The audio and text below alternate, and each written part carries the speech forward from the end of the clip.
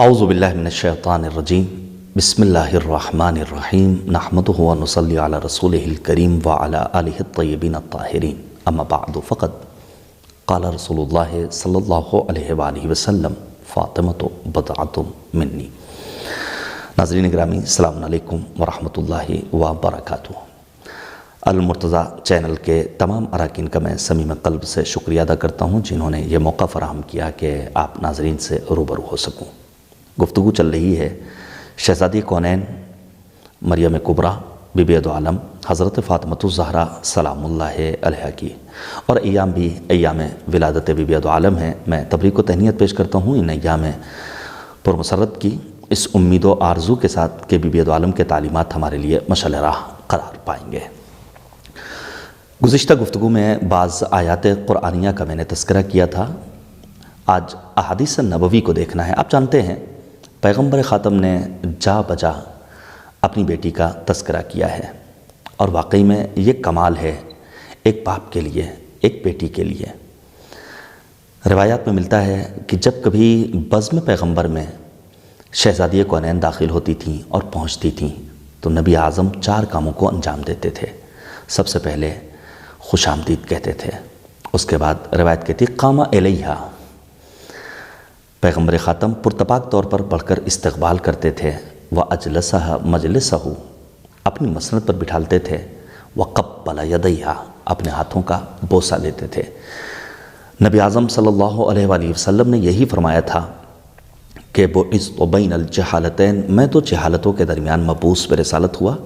ایک جہالت تو وہ تھی کہ لوگ اپنی بیٹیوں کو زندہ پیوند خاک کر دینا اپنے لیے باعث فخر سمجھتے تھے، زندہ درگور کر دیا کرتے تھے، لیکن نبی اعظم نے اپنی بیٹی کا احترام اس دور میں کر کے بتایا کہ بیٹیاں انسان کے لیے رحمت پروردگار کے سوا کچھ اور نہیں۔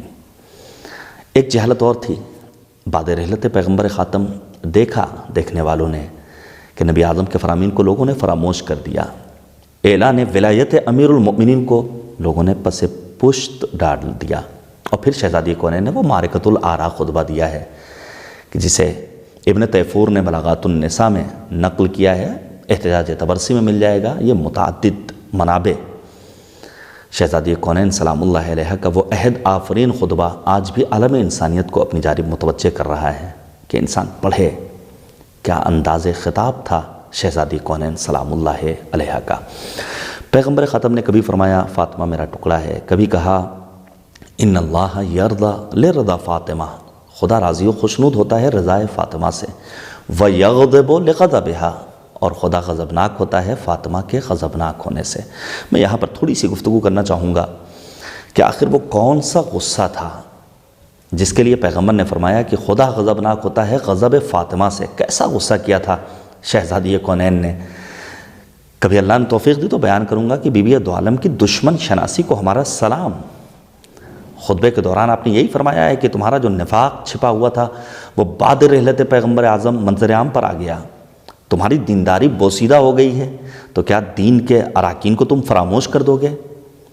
حکام وقت کی آنکھوں میں آنکھیں ڈال کر شہزادی نے خطبہ دیا ہے اور للکارا ہے بی بی دو عالم بنت پیغمبر حضرت فاطمۃ الزہرا سلام اللہ علیہا نے۔ ضرورت تھی، کہیں کہیں غصہ منفی ہوتا ہے، مثال کے طور پر گھر کے حدود میں بیوی بچوں کے ساتھ، ماں باپ کے ساتھ بلا سبب غصہ کرنا۔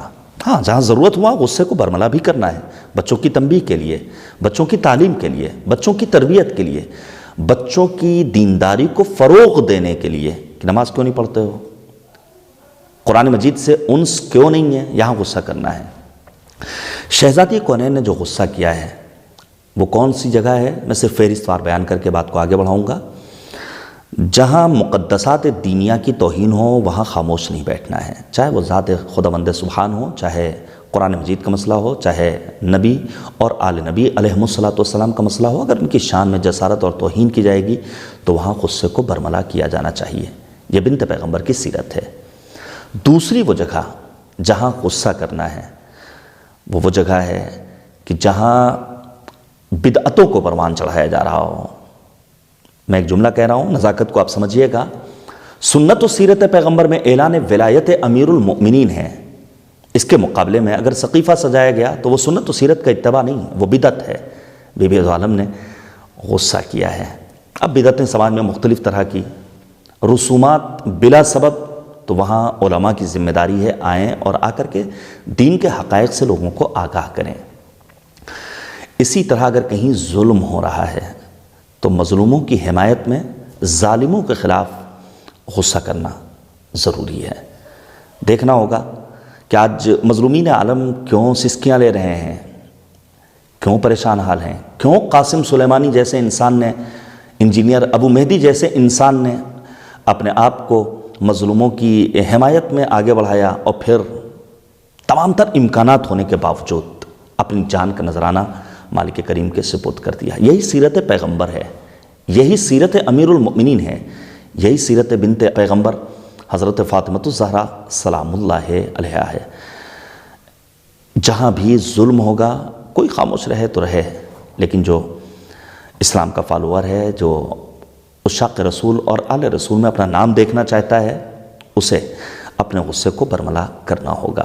نبی اعظم کم از کم 6 ماہ تک مسلسل در فاطمہ پر آتے تھے اور آنے کے بعد کہتے تھے السلام علیکم یا اہل بیت النبوہ، اہل بیت پیغمبر آپ پر ہمارا سلام۔ اور پھر سورہ احزاب کی آیت کی تلاوت کرتے تھے، آیت تطہیر کی، انما یرید اللہ لیذھب عنکم الرجس اہل البیت ویطہرکم تطہیرا۔ یہاں تک کہ پیغمبر خاتم اگر کوئی مسئلے شرعی بھی بیان کرتے تھے تو اپنی بیٹی کو حبیبہ کہہ کر خطاب کرتے تھے۔ جب بنت پیغمبر اپنے پدر بزرگوار کے ساتھ ماں جیسا برتاؤ پیش کرتی تھیں تو پیغمبر وجد میں آ کر کہتے تھے فاطمہ تو ام ابیہا۔